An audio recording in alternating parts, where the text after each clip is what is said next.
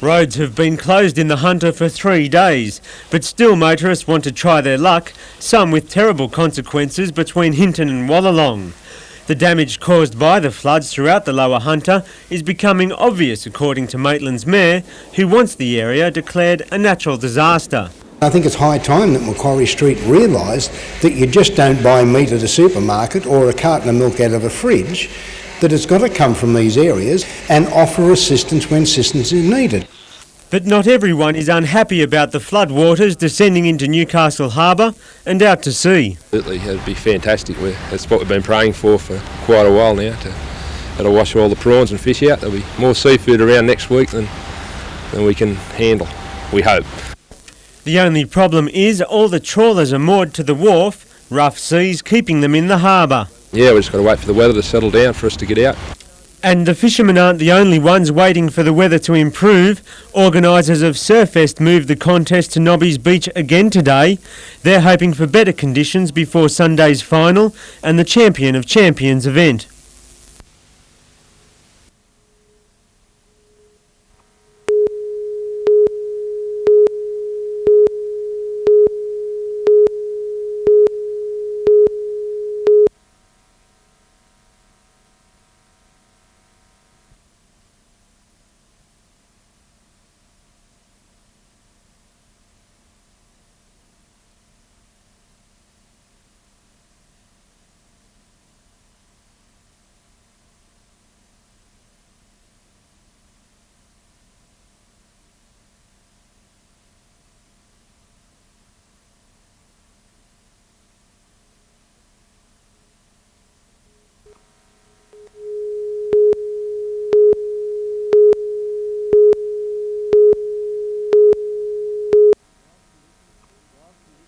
Wild conditions forced the contest back to Nobby's Beach, but for some, the grey clouds had a silver lining.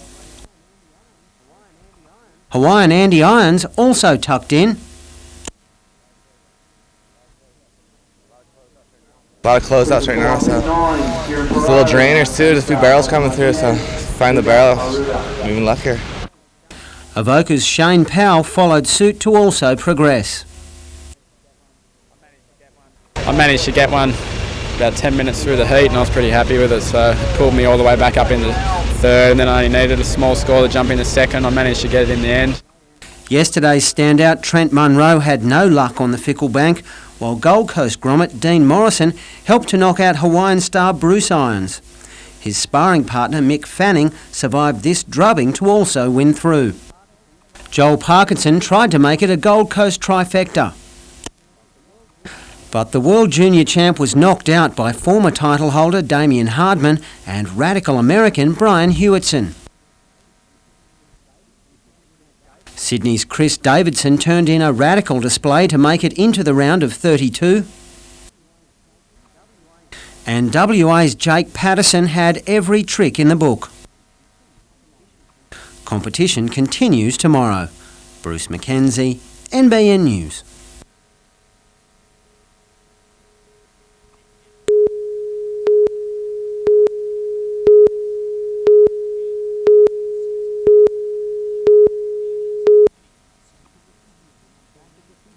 Back at the physio after another failed fitness test this afternoon, McDougall had no choice but to pull out. It was a last-minute thing. Warren give it as much time as possible, but as I said, I've already had 3 weeks off, and if I don't get the injury right now, it's going to be with me for the rest of the year. Justin Ryder gets his first call-up into the run-on side after coming off the bench against the Northern Eagles in round 1. He joins Lenny Beckett and Tamana Tahu in a backline starved of experience out wide.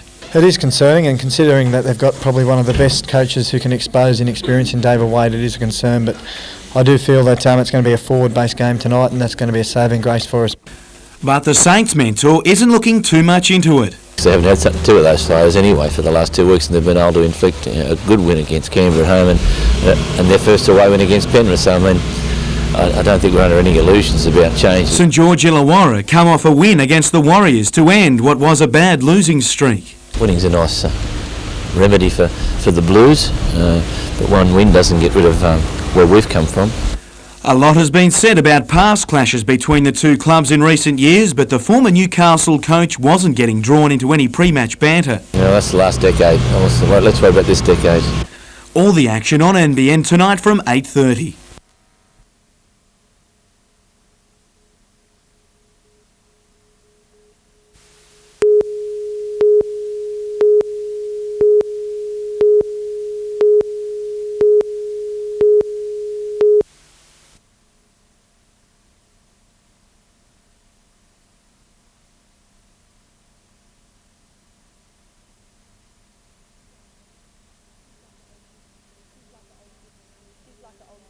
She's like an older sister to me. She really inspires me. She's such an inspirational person, even more so now in the last 2 weeks than ever.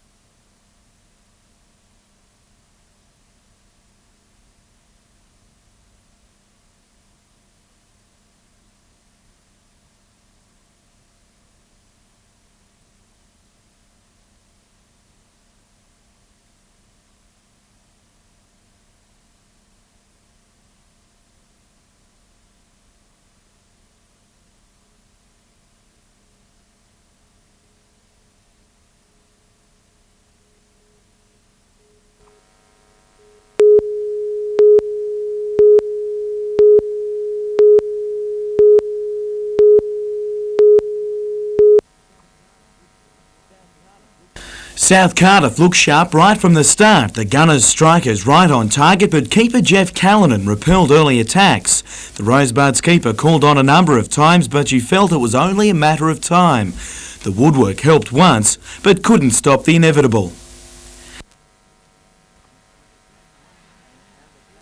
Adamstown became their own worst enemy, first missing chances before dishing up easy ones for the Gunners. The shot from the spot made it 2-0. It didn't get any easier, losing Dale Robinson, before a beautiful finish by David Hodgson had South Cardiff up 3-0 at half-time, but Adamstown fought back to score an unlikely 3-3 draw. In rugby league, Newcastle heads to Foster this weekend to play Northern Rivers in the next round of the country championship after a convincing win against Northern Division. After trading tries early, Newcastle went to half-time with a solid 20-point lead. That lead ballooned after the break, the 50 coming thanks to skipper Jared O'Doherty. The Western Suburbs back rower finishing off for a 56-10 win after limited preparation due to a wet week.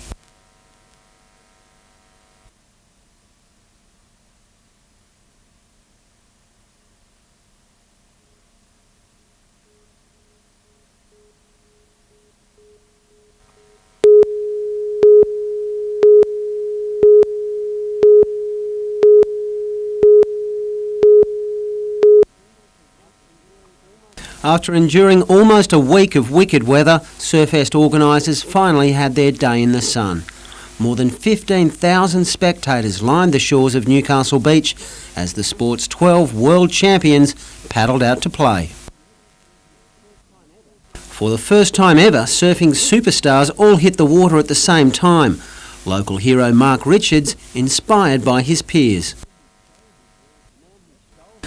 The man who stole his world title record, Kelly Slater, was in fine form on an MR twin fin, and he later found time to give a local youngster the surf lesson of a lifetime. Meanwhile, reigning champ Mark Okolupo also thrilled the big crowd. He was knocked out of the contest proper in the quarter-finals, leaving the way clear for some young guns to start firing. 18-year-old Gold Coaster Mick Fanning had surfed his way through 9 sudden death heats on his way to becoming the youngest man to ever win the Mark Richards Pro. Got all amped when I started to win it, and I was just like, woo, and it all just paid off. I'm stoked. Taj Burrow took second, with Byron Bay's Danny Wills in third. Bruce McKenzie, NBN News.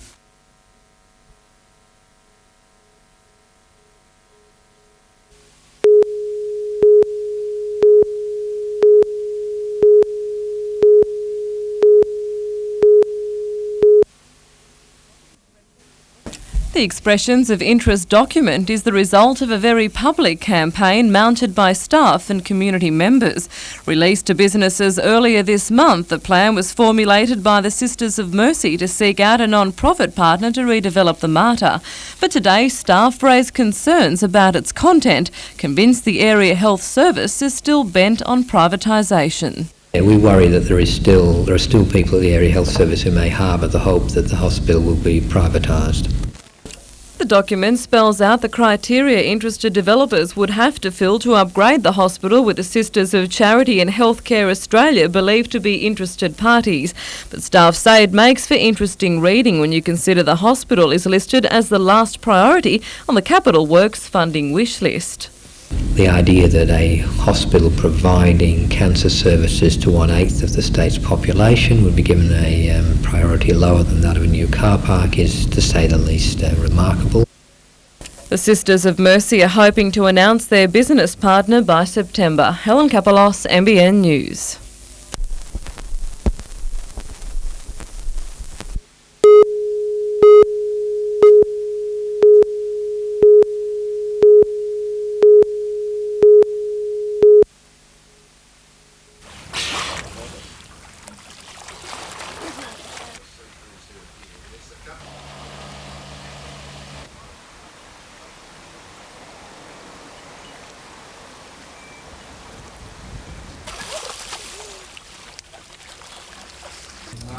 As I've said that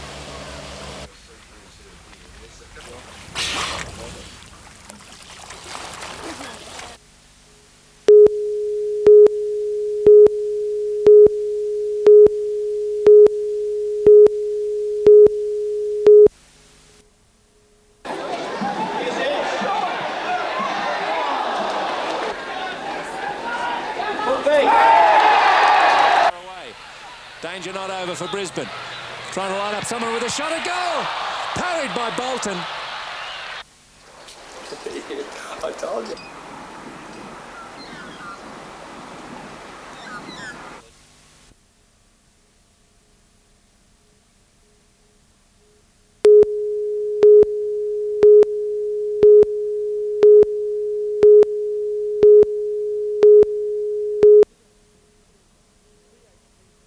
With BHP steelmaking long gone, hopes were high for a 500-job business services centre for Newcastle.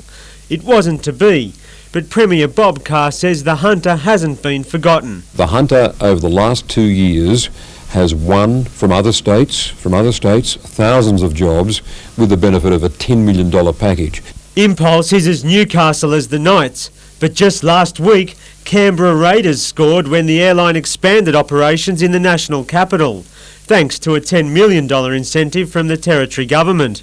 And now the BHP Business Centre will land in Adelaide, after financial support, believed to be in the order of $5 million, was offered from its state government's coffers. BHP wouldn't comment on South Australia's winning bid, except to say that the best option available was selected.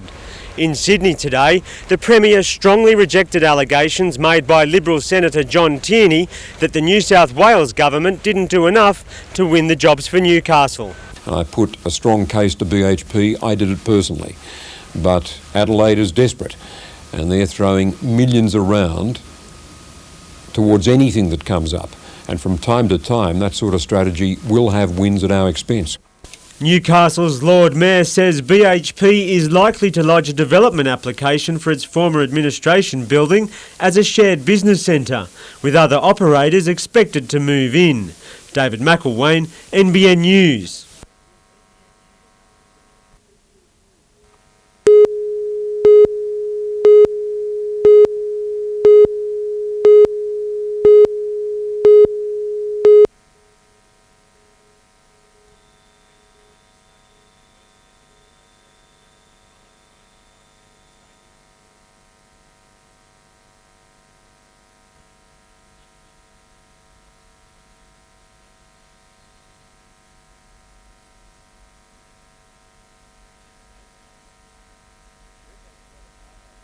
We're taking a lot of heart out of the fact that the Minister, Anderson, is now beginning to slow down his strong support for Badgerys Creek and is actually now looking at other options.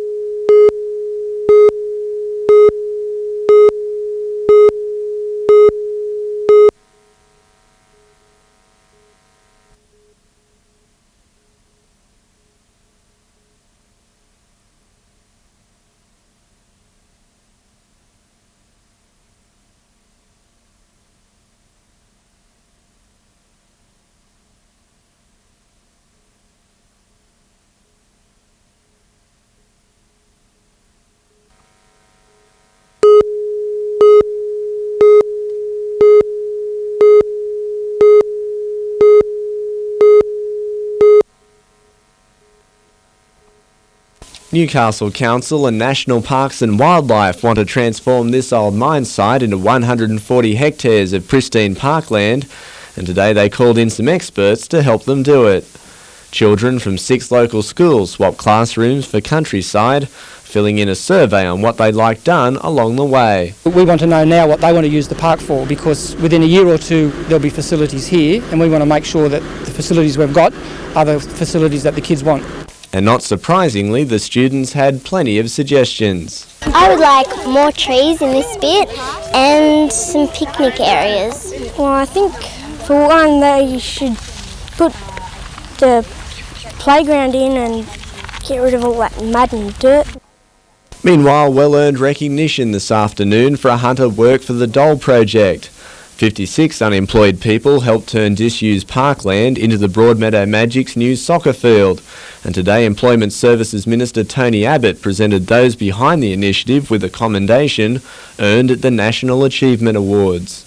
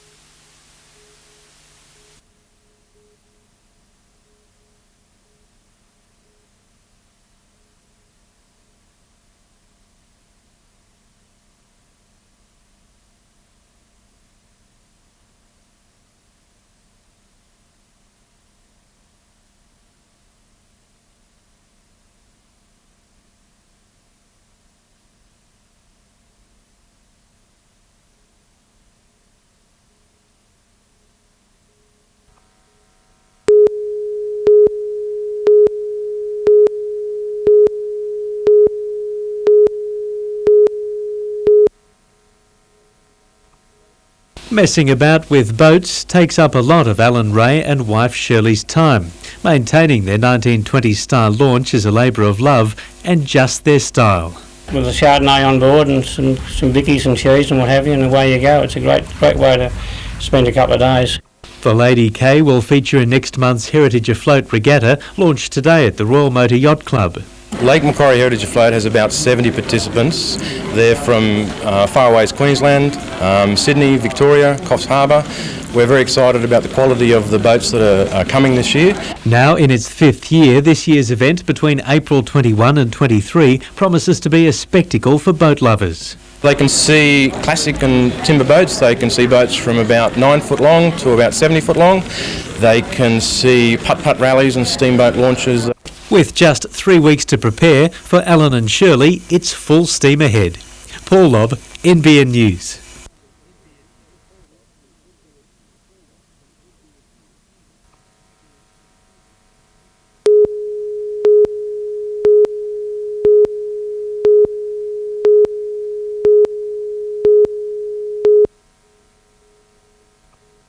The fit young image of Commonwealth gold medalist and current world pole vault record holder Emma George has brought the sport back into the spotlight. Emma's success is largely responsible for encouraging increasing numbers of youngsters to have a go at the challenging sport. So how far do you want to go with pole vaulting?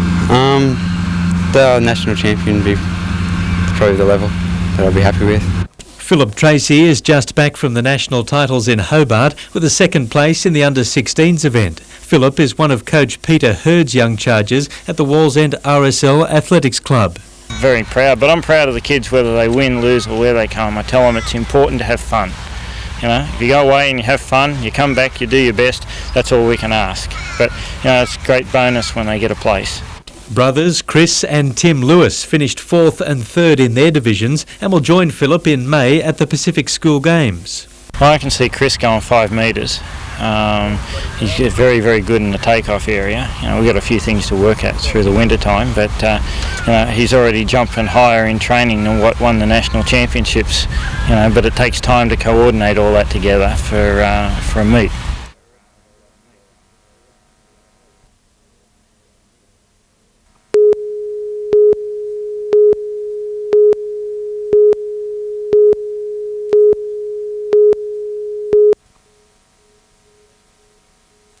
The murderous attack on John and Susan Stewart was carried out in the early hours of December 18, 1997. It was then the couple woke to find 3 men inside their bedroom at the Hunter Valley Equestrian Centre. The pair both violently attacked moments later. A committal hearing today heard from a witness under the pseudonym of Mr B, the man one of 3 serving a jail term for the attempted murder of the couple. Mr B gave evidence against the Stewart's former business partner Lionel Desange, claiming he'd agreed to pay him and his 2 friends $30,000 for the hit against his former business partner. During his testimony, Mr B said that before carrying out the attack, he thought Mr Stewart had obviously done something to warrant it. In fact, he says Lionel Desange told him there was a lot of infighting between the partners at the equestrian centre, which could result in the place being sold. A motive for the attack was again detailed in evidence when the second witness, Mr M, also serving a jail term for the attempted murder, took the stand. He claims Mr B told him that Lionel said he was going to pull out of his share of the equestrian centre and that it was better to have him out of the equation because he was going to lose a lot of money. The hearing continues tomorrow. Helen Kapalos, NBN News.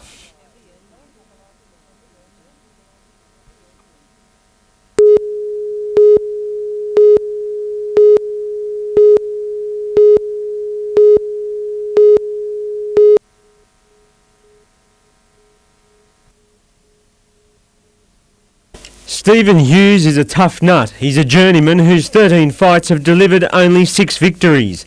But 2 more, starting with a win on Friday night, could turn that record around. Looking at fighting for a state title at the end of the year as my last fight, so I've really got to beat Mick Betros to be still considered for the state title. Just over the lightweight limit at 62 kilos, Billy, as he's known on the street, is no ordinary boxer. He's raising 2 children under 5 on his own, so even though he's chasing his dream, training can't always come first. I've got a young family, I've got a dog I've been raising, and it's just a little bit harder to get up in the mornings, do your road work, get them off to school, and then get to the gym, and then do things around the house as well. Also part of an 8-fight night in Newcastle on Friday, Chad Hollywood Bennett is looking to win his second professional bout in a rematch with the man he beat in his first prize fight, Wayne the Viper Blackadder. He's obviously confident that he can beat me, and he had a bad night, so I'm here to prove that he's just not good enough.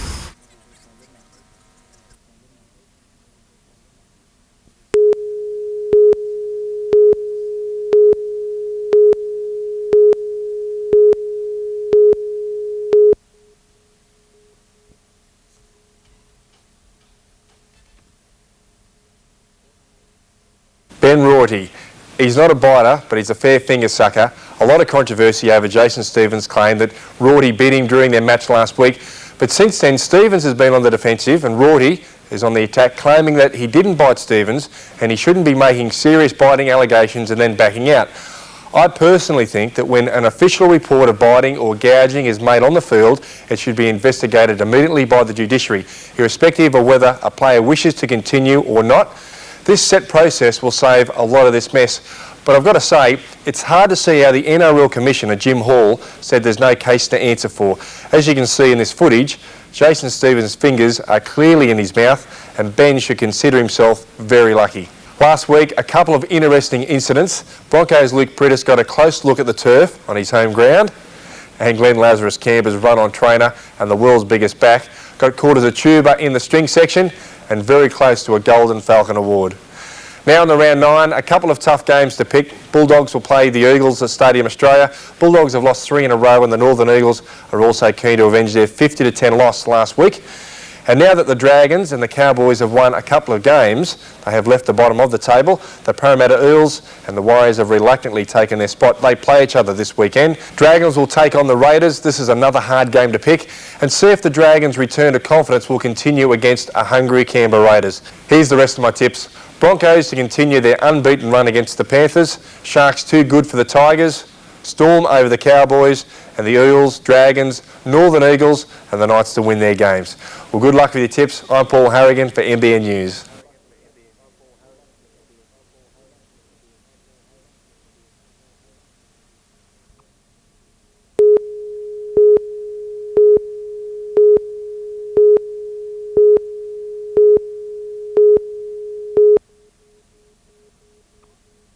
It's often been thought exercise may help to build and maintain strong bones, but now a Swedish study has confirmed this idea.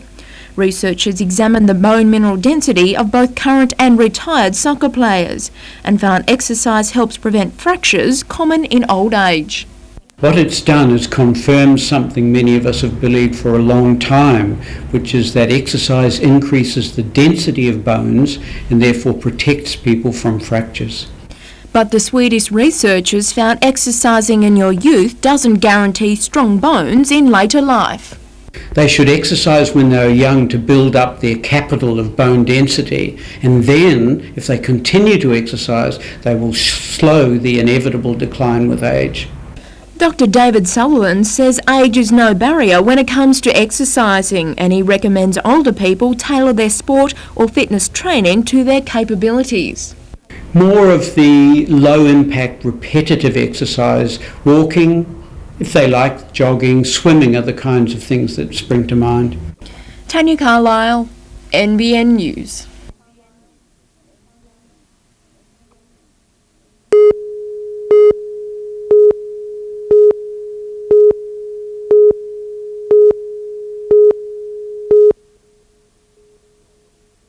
While looking for a safe anchorage, the skipper of this yacht crashed into the disused police wharf yesterday, seriously injuring one of his crew.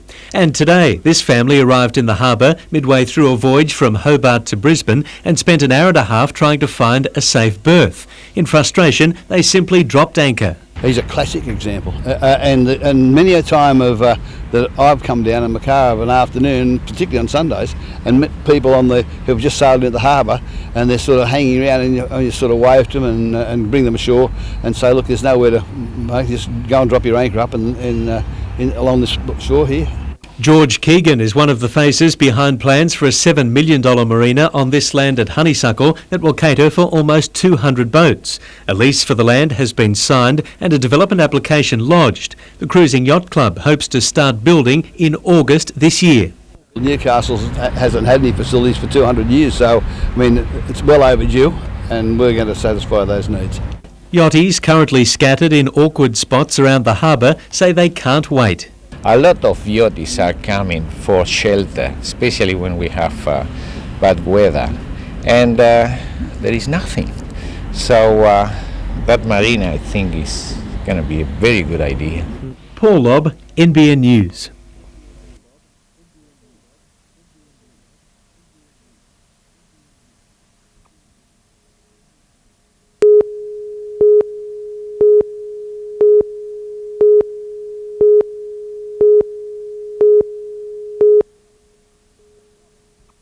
Robert Houston was on his way to do the weekly banking when two thieves cornered him getting into his car at the rear of his ISP store on Islington's Maitland Road. The bandits resorted to violent means. One grabbed the briefcase containing the money on his front seat, while the other attacked him with a large metal pipe. I've got some bruises here and the leg's sore and the head's got but apart from that I'm fine. Witnesses say a third man was waiting in a car in a laneway behind the store, the three then making off with a weekly payroll of around $8,000. I just went for the briefcase, and as the car drove off I chased the car and chased the guy with the briefcase in his hand. Earlier this afternoon, police found the empty briefcase stolen in the hold-up in the car park of Woolworths Mayfield store. Detectives are still looking for the getaway car believed to be a maroon 1984 model Ford Fairlane with a number plate of VYM 626. They say the thieves took advantage of the owner's set routine with the banking and have warned other businesses to change their ways. If they're going to transport money to bank, that they certainly make sure that they vary their times and routes along the way. Meantime, police have recovered a knife used in a hold-up at the New Lambton branch of the Newcastle Permanent Building Society this afternoon. They say a man and a woman entered the bank shortly before 3, threatening staff with a knife and a gun before making off with cash. Helen Kapalos, NBN News.